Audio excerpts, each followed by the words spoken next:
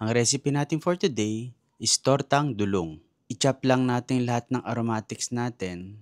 Then after that, ihalo natin sa dulong. So haluin natin lahat ng aromatics kasama ang dulong. So make sure well mix siya. So lalagyan natin siya ng 2 egg. Tapos 2 to 3 tablespoon of cornstarch. Add some pepper, magic sarap, 1 teaspoon of salt, 1 tablespoon of Cajun spice. So lalamasin ulit natin siya. Make sure well mix lahat. So ayun nga, nakalimutan ko pala ilagay yung dahon ng sibuyas. I-chop muna natin, tapos ilagay ulit natin dito sa ating mga ingredients. Tapos lamasin ulit natin. So ayan, simulan na natin lutuin ng ating tortang dulong.